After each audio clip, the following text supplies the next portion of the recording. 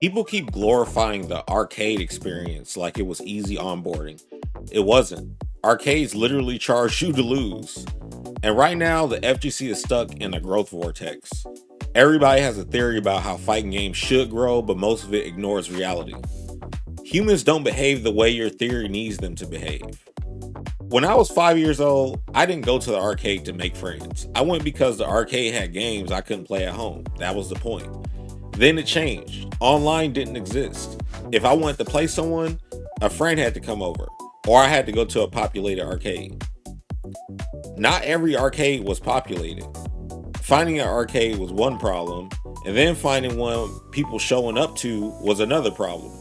And if you were strong, that was another layer. You needed to find an arcade with strong players, or the games were just not fun. So, no, the arcade was not easy onboarding, it was friction and scarcity. It just solved the opponent problem better than anything else at the time. Also, the arcade experience was not 15 modes. It was basically versus the CPU until you fight the boss, and then you beat the boss and the game ended. Unless someone put money up to play you. So when people say fighting games need a bunch of random side content to succeed, I'm like,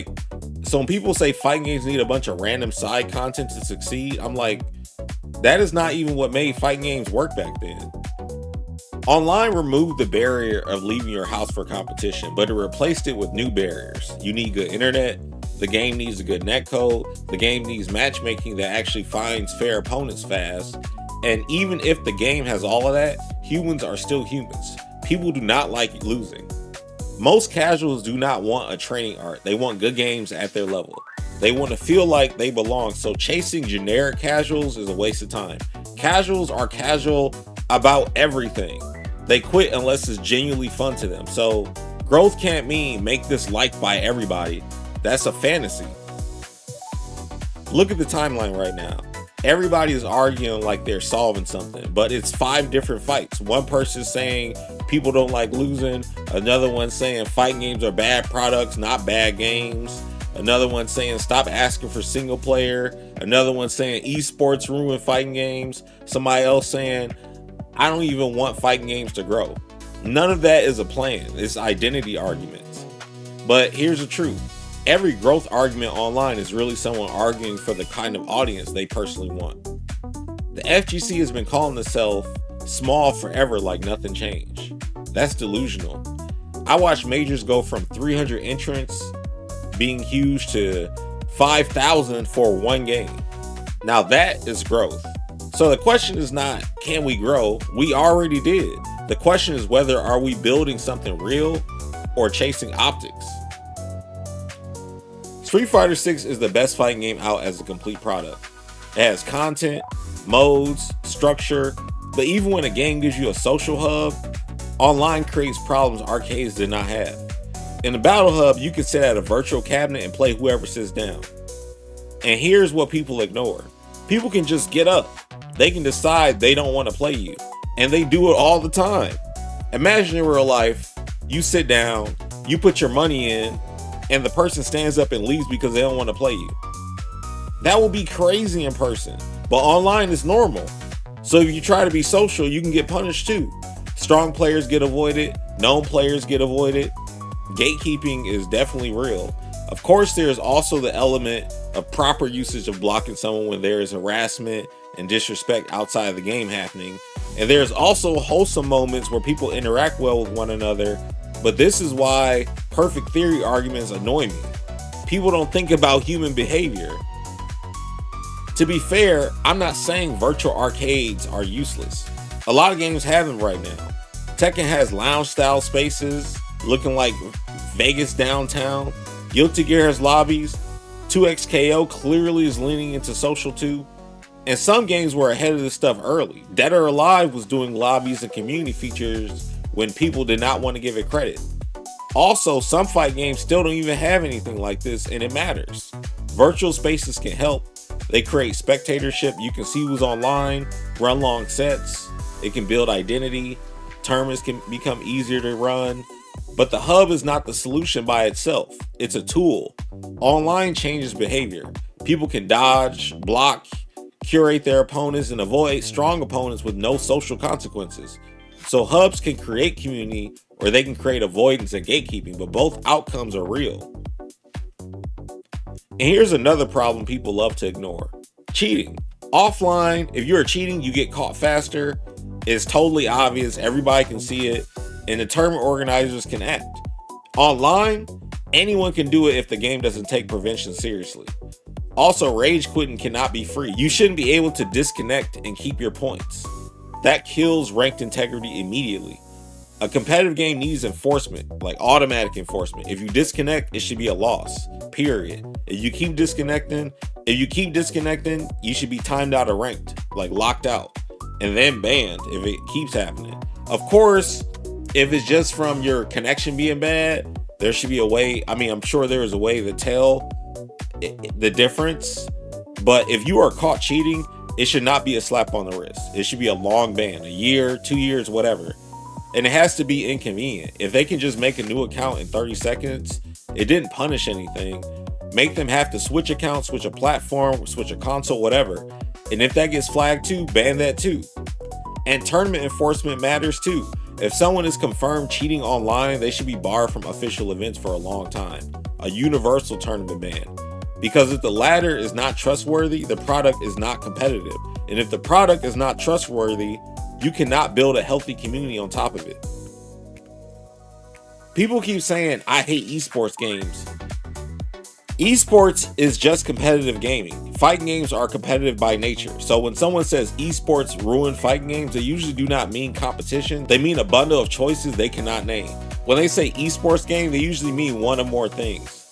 Ladder first design, like everything revolves around rank, like every match is a tournament.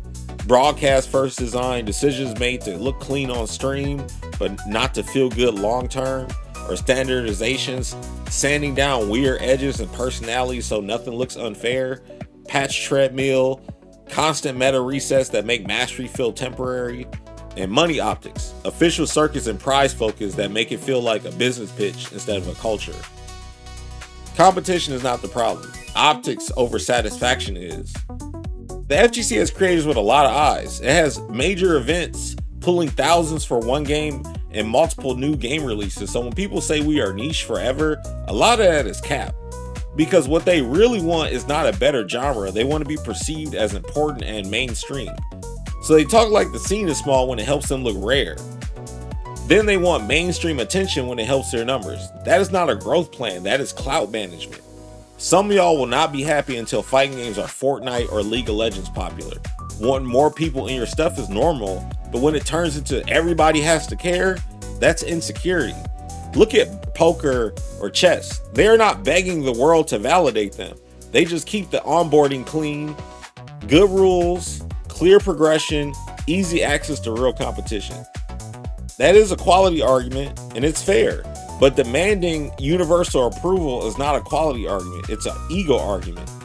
Here's what makes this discourse stupid. Some people say they don't want esports, they want the games pure. They also say they want fighting games to stay niche, but in the same breath, they want mainstream recognition. Pick one. You do not get niche rules with mainstream rewards. If you want mainstream attention, you invite esports gravity. More incentives, optimization, pressure. If you don't want that, cool, stay niche. Just stop begging the world to validate it. Now let me correct something. I'm not saying single player does not matter. Single player is important. I actually think every fighting game should have something like the Street Fighter 6 World Tour. I'll call it the Shenmue effect. Because Shenmue, if you remember, is an open world game, but at its core, it's still a fighting game. Designed by the makers of Virtua Fighter, by the way. And it's a beat 'em up. The mini games, the jobs, even doing something like driving a forklift, it's a world texture. It makes you live in that world. That is what fighting games are missing as products, a reason to stay inside the world. We are not in versus. And before anybody acts like this is new, we have already seen what a complete package looks like when devs actually try. Mortal Kombat Deception had single player modes that felt like a whole game. Mortal Kombat 9 story mode worked because the story was already interesting and we got to see it in modern graphics. Dragon Ball FighterZ is actually a pretty complete package too. Story mode, lobbies, guide, boss raid modes you can play co-op, and with rollback it becomes an even better overall product. Tekken 3, 4, 5, and 6 were very complete fighting games. Tekken Force mode and all the other modes. Tekken 8 is a good package too. Dead or Alive 2, actually the whole Dead or Alive series had time attack, survivals, and story modes, and great guides to teach you the game. Costumes, lobbies, whether the story is deep lore wise or not, it has been doing it forever and not getting credit. And Mortal Kombat 11 is probably their best overall package with the crit. So here's the key though. The single player has to be built around fighting, not next to it. If your single player content is basically a totally different genre staple onto the game, it does not convert players. But if it is a world where your progression is training, learning, and testing yourself in fights, that is different. That is onboarding disguised as an adventure. So yes, give people a world. Give them rivals, mentors, pressure, a reason to practice without calling it practice. And then when they finally step in the rank, they are not walking in cold. They already live there. Arcades were scarcity and friction. Online removed some barriers and added new ones. Internet quality, matchmaking quality, human avoidance, and integrity problems like cheating and rage quitting. The Growth Vortex is pretending the genre grows by being liked by everybody, or by stuffing unrelated content into the game, or by blaming esports without defining what you mean. Reality is simpler. Build the product for people who actually enjoy fighting games, and design it to survive real human behavior, dodging, gatekeeping, ego, and cheating. Get the 60-second checklist for free.